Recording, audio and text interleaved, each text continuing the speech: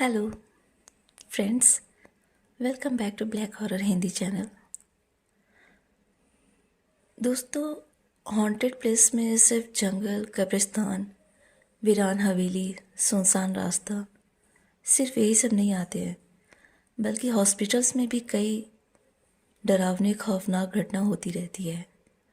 आज आप लोगों को ऐसे ही हॉस्पिटल्स में हुई भूतिया घटना को सुनाने वाली हूँ, जो मैं रेडिट से ली हूँ और ये बिल्कुल रियल है।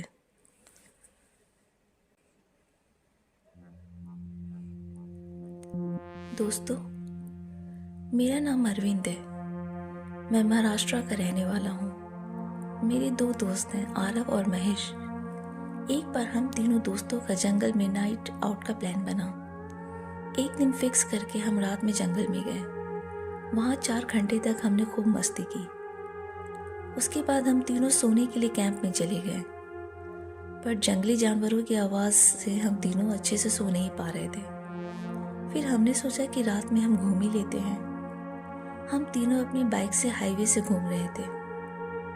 तभी हमने देखा कि हमारी बाइक से थोड़ी दूरी पर एक महिला थी। उसकी शक्ल बहुत ज़्यादा डरावनी थी, जबकि उसका फेस ना कहीं से जला था, ना कहीं कोई खरोच थी। वो हमें देखी और बहुत ज़ोर से हंसी। फिर बहुत स्पीड से दौड़ते हुए हमारी बाइक के सामने आई और कुछ ही सेकंड्स में वो हमारे आर पार से निकल गई, जिससे हमारे बाइक का बैलेंस बिगड़ गया।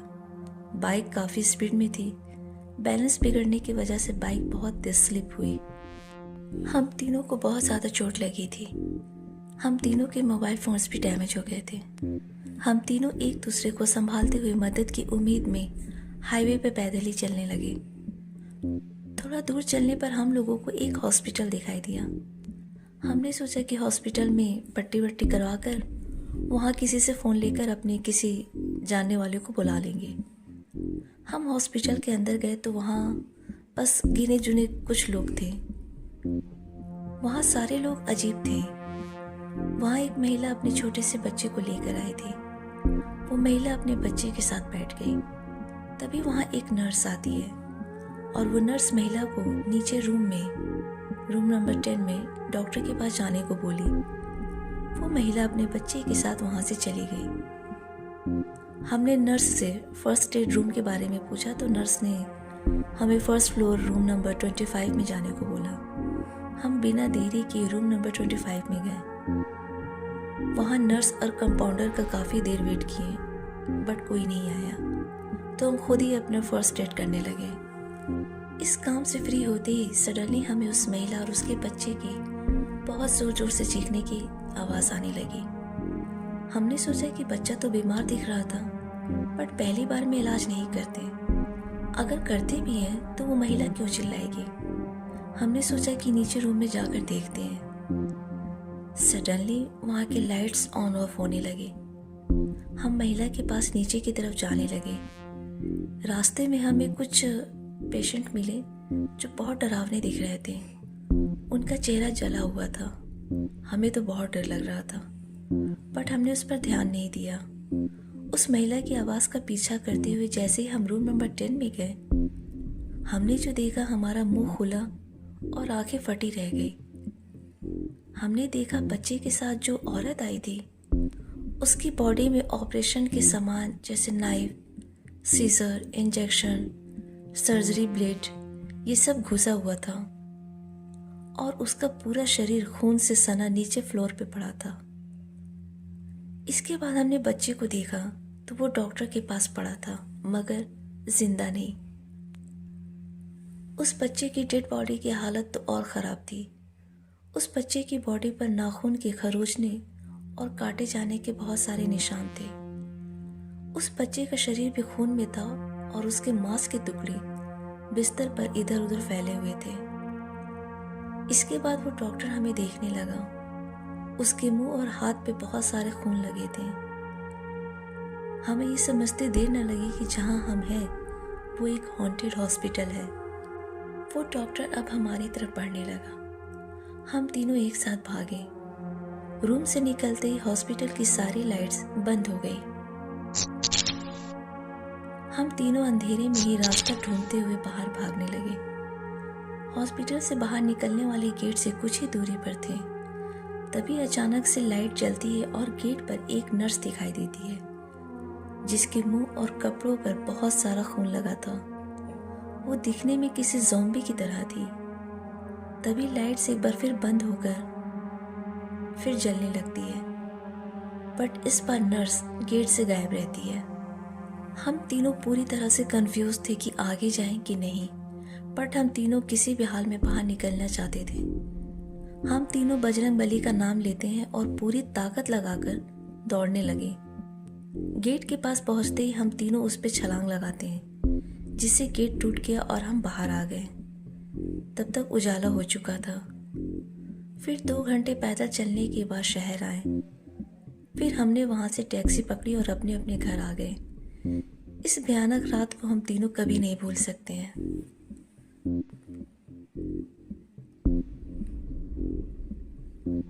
हेलो फ्रेंड्स, मेरा नाम एलेक्स है और मैं नॉर्थ अमेरिका के एक छोटे से टाउन का रहने वाला हूँ। उस वक्त सर्दियाँ चल रही थी।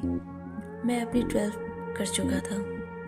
इस वक्त मेरी छुट्टियाँ थी, सो मैं अपने 3 दोस्तों के साथ बहुत सारी जगह घूमा और इस बार हम चारों का किसी हॉन्टेड जगह जाने का प्लान बना। हमारे टाउन के बाहर एक हॉस्पिटल था जिसे टाउन के लोग हॉन्टेड हॉस्पिटल के नाम से जानते थे। लोग ये भी कहते हैं कि जो वहाँ जाता है उसके अंदर से वापस नहीं आ पाता है। हम चारों दोस्तों ने वहाँ रात में जाने का निश्चय किया। एक दिन रात के वक्त हम चारों वहाँ गए।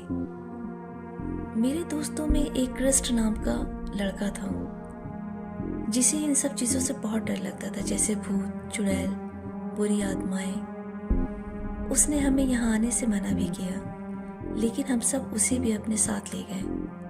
हॉस्पिटल में ताला लगा था। हम ताला तोड़कर हॉस्पिटल में एंट्री लेते हैं। वो हॉस्पिटल बहुत ही बड़ा था। हॉस्पिटल में बहुत ज़्यादा अंधेरा था। हम आधे से ज़्यादा हॉस्पिटल को एक्सप्लोर कर चुके थे। वहाँ अंधेरे के अलावा कुछ भी नहीं था। तभी हमारी नज़र मॉर्ग रूम पर पड़ी, जो कि अलग ही डरावना सा लग रहा था। हमें तभी एक छोटे बच्चे की रोने की आवाज़ आने लगी। मैं बता दूं कि मॉर्ग रूम में एक ऐसा रूम होता है जहाँ लोगों की डेड बॉडीज को रखा जाता है। हम जैसे जैसे उस मॉर्ग के करीब जा रहे थे, वैसे वैसे उस छोटे बच्चे की रोने की आवाज़ तेज होती जा रही थी। उस मॉर्ग के दरवाजे पर पहुंचते ही उस बच्चे की रोने की आवाज़ इतनी तेज हो चुकी थी कि वो आवाज़ अब पूरे हॉस्पिटल में गूंज रही थी। हमने जैसे ही उस मॉर्ग का दरवाज़ा खोला, अचानक से उस बच्चे की आवाज़ बंद हो जाती है। हम चारों उस मॉर्ग के अंदर गए। हमने वहाँ देखा कि बहुत सारी डेड बॉडीज़ वहाँ थी, जो बहुत ही डरावनी थी। उन्हें देखकर ऐसा लग रहा था कि जैसे अभी हमें उठकर ये मारने ही वाले हैं। हम थोड़ा आगे बढ़े, तभी एक बॉडी अचानक से खड़ी हुई और बहुत ही डरावनी सी आवाज़ में बोली, तुम सब नहीं बचोगे। इतना सुनते ही हम सब बहुत डर गए और वहाँ से भागने लगे। हम सब में सबसे तेज जैक दौड़ता था, तो वो हम सब से थोड़ा आगे था। तभी साइड के रूम से किसी अदृश्य शक्ति ने जैक को रूम में झटके से खींच लिया और उस रूम का दरवाज़ा तेज़ी से बंद हो गया। हम तीनों उस रूम के दरवाजे को खोलने की कोशिश करते हैं। तभी वो दरवाज़ा अचानक से खुलता है। हम तीनों रूम में जाते हैं और हम वहाँ बहुत सारा खून फैला हुआ देखते हैं और हमें जैक की बॉडी दिखती है। जैक का सिर उसके धड़ से अलग था। ये सब देखते ही हम चीखते हुए वहाँ से भागते हैं। हम ग्राउंड फ्लोर पर पहुँचे थे कि इतने में एक सीजर हवा में आते हुए क्रिस्ट की गर्दन में लगती है, जिससे उसका ब्लड बहुत ज़्यादा निकलने लगता है। तो ज़्यादा ब्लड ओवरफ्लो होने की वजह से क्रिस्ट की वहाँ ऑन द स्पॉट डेथ हो जाती है। फिर मैं और स्ट्रेट वहाँ से भागते हैं। हम हॉस्पिटल से बाहर ही निकले थे, तभी वो अदृश्य शक्ति स्ट्रेट को खींचते हुए अंधेरे में ले जाती है। मेरी अब स्ट्रेट को भी बचाने की हिम्मत नहीं थी। उस दिन हॉस्पिटल से मैं बाहर आ गया मुझे समझ में नहीं आता कि मैं कैसे बच गया वहाँ से। और आज भी मुझे अपने तीनों दोस्तों की याद आती है और मैं सोचता हूँ कि काश ये प्लान हम लोग नहीं बनाते उस हॉस्पिटल के घूमने का, तो वो तीनों आज हमारे साथ होते।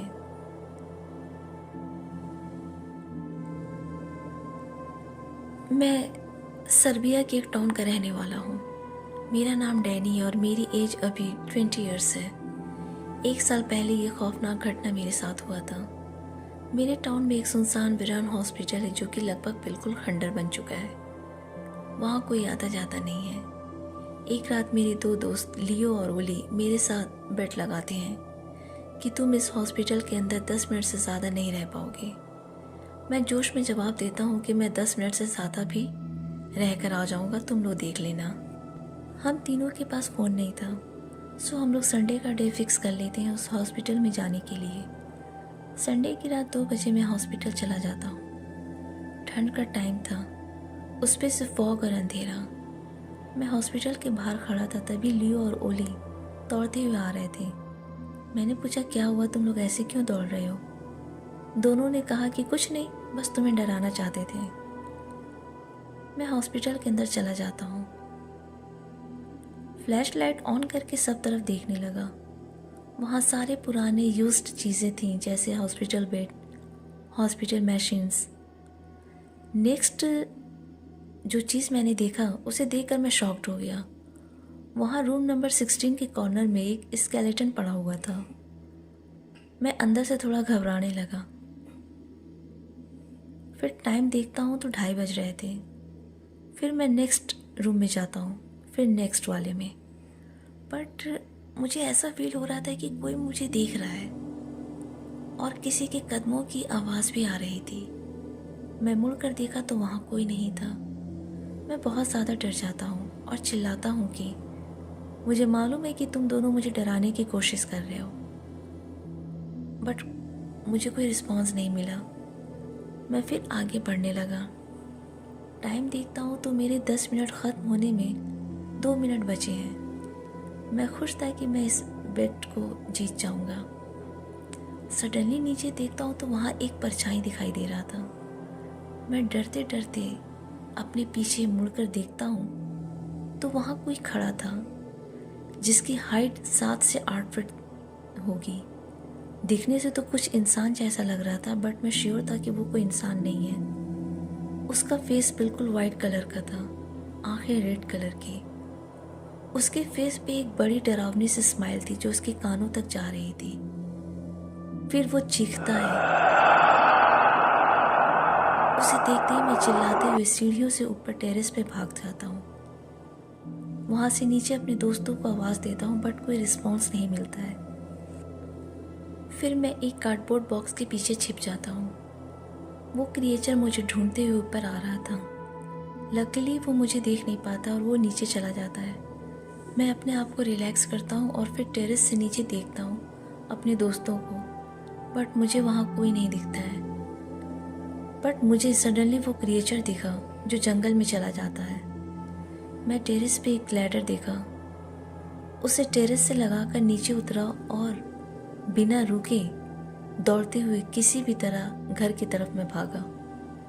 फिर मैं पेरेंट्स को ये पूरी घटना बताई। घर पे मुझे बहुत डांट पड़ी।